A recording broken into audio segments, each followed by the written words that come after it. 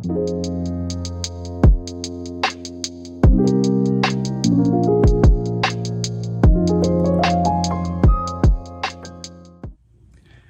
everybody, welcome back to The Pressing Matters. I'm Scott. Thank you for tuning in today, and thank you for your support. Yesterday we got some sad news, and that was that Harry Belafonte had passed away. I was shocked when I heard the news. I was at work, and I was just like so sad. And I spent last night listening to this album. I had had this review in the pipeline for a while. I hadn't really planned it out and thought it out, so I'm going to kind of go on the cuff for this review. But I wanted to talk a little bit about Belafonte and his career. Belafonte is a folk singer who brought calypso music and Negro spirituals and work songs to the mass public in the late 50s. He's also been an actor and an activist for human rights. And I have collected all of his albums. I have a selection of them here just to show you, but I first started with Belafonte at Carnegie Hall through its audiophile reputation. I think I came across Belafonte in the early 80s, probably. When I started reading The Absolute Sound, I noticed that this record was always in Harry Pearson's Superdisc list. I mean, from the beginning. I can't remember a time when it wasn't. And so that piqued my interest, and I picked that up. But I remember this album being everywhere when I was a child. In the early 60s, my parents had bought a Magnavox console, their first stereo console. And this was one of the albums they had in their collection. So I remember listening to it at that time. And anytime I went to a friend's house, I would always eventually get to their parents' record collection and look through it. And this record was everywhere. Everybody had it. It was very, very popular. It was on the Billboard, charts or whatever the chart was at that time for like three years. So it was a big, big seller for RCA. It was a smart move to record him live for these two benefit concerts. And I'm going to tell you all about this record in a minute. I wanted to show you some of the earlier records that led up to at Carnegie Hall. This is not the earliest, but this is one of the earliest RCAs. LPM 1022, Mark Twain and Other Folk Songs. Rather primitive recording, but very, very good selection of interesting stuff. I mean, no one brought this kind of music to the public before Belafonte on such a scale. So this was really an interesting artist for RCA to pick up and promote. It didn't hurt that he was extremely handsome either. Yeah, he was movie star looks. This is simply entitled Belafonte, LPM 1150. Yeah, he had a career in acting and was also a very strong activist all through his life for human rights. And so he had a multi-tiered career, and yeah, we're going to miss him greatly. And I hope you become familiar with him because he's put out so much good stuff.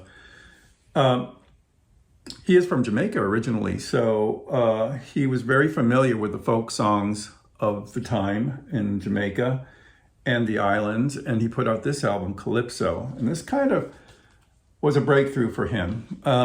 The track called Deo, which you probably know, and you probably don't realize you know, the Banana Boat song was very, very popular, and Jamaica Farewell as well. Both of those appear on the live album, as well as he does Come Back Liza here is also on the live album, and Man Smart, Women Smarter, a really cool song too. So this album is his breakthrough. I have a later pressing of it where they changed the cover a little bit to one of the best-selling albums of all time, featuring Deo, Jamaica Farewell, and others. So RCA knew they had a great artist on their hands, and the fact that they eventually got to the point where they did this big undertaking is quite a statement to how they believed in him. I covered this one in an earlier video, Belafonte Sings the Blues. I named it as a record to die for, and it absolutely is a desert island disc. And I suggest you take a look at that review. I'm going to leave a link above and below for it. This is my favorite Belafonte album, probably, but I like them all. So he was very good at spirituals, Negro spirituals. This is an album of Negro spirituals. Just beautiful, beautiful album. He also was good at Negro work songs. And this one I'm going to cover in its own video at some point. It's called Swing Dat Hammer. And I think he's got a couple of things on here. No, none of these tracks made it to the live album, but this is highly recommended as well. A really good recording. He later returned to Calypso with a really upbeat album called Jump Up Calypso. Beautiful cover, really nice. Then came Belafonte at Carnegie Hall, and then a return to Carnegie Hall as well, which is highly recommended. He also did another live album at the Greek Theater. He's done so much stuff. I mean, it would take a whole video to show all of it to you. So I just chose a few things, but let's get to Belafonte at Carnegie Hall. So it was recorded on the spot over 2 nights at Carnegie Hall. They were 2 benefit concerts, which was kind of unusual for the time. They were to benefit a couple of schools for emotionally disturbed kids. So he was already at that point using his fame to champion human rights and help out causes that he believed in. This was originally released on Living Stereo. I have 3 or 4 pressings of this. I'm going to show you the different labels. This is the original Living Stereo label. We'll have Living Stereo here at the bottom. And this was produced in large quantities. There's a lot of different pressings. There's some from Indianapolis. There's some from Hollywood, some from Rockaway. You can discern which one it is by looking in the dead wax. Across from the matrix, there'll be an I, an R, or an H. I suggest I for Indianapolis. For if you're going to search out an original pressing, that is the one to go for. Let's see, what do we got here? This is the second pressing, or second label.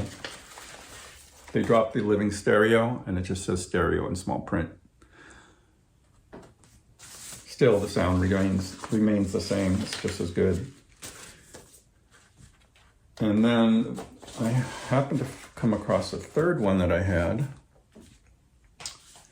This one is not in great shape, so I don't even have it in an inner sleeve. I found this in my vault. This is the orange label pressing. And those can be really good too. This was produced in such large quantities, sold so well that you have a lot of choices usually. I remember seeing these everywhere in thrift shops during the time when people were dropping their records. You could always find a copy of this. I'm not so sure how it is now, but we have audiophile choices now as well. This is the classic 33, and did a wonderful job on this. This is Bernie Grunman's mastering. He also did a 45, which I'll show you in a moment. This was recorded, as I said, live on the spot in Carnegie over 2 nights. They collected the best of each session and put together this album that sounds absolutely continuous. It was available in mono as well as stereo. I would say if you have the mono, you have a wonderful document of the evening. But this record is really meant for stereo, and I would definitely get a stereo copy if you like the album. The reason being is this is the first time a large-scale production, stereo production, took place at Carnegie Hall. And the engineer was Bob Simpson for this session. He recorded many great things for RCA, and to get this undertaking done was like a miracle. I got some workers outside, so please forgive me. Just a miracle of recording technology, to get the balance between the orchestras, the folk ensemble, his voice, which he was all over the stage, the audience sounds, the audience sounds, the whole experience, to get it into a way that sounded great on records was quite an undertaking, and they were able to do it. It sounds perfectly balanced. Everything works really well. The voice sounds great. The audience sounds spacious. And there's a track in here I'm going to explain to you in a minute where you really hear the sound of Carnegie Hall itself. The program is designed in 3 parts. So Act 1 is Moods of the American Negro. So that has about 5 tracks in it. Darling Cora, Sylvie, Cotton Fields, John Henry, Take My Mother Home.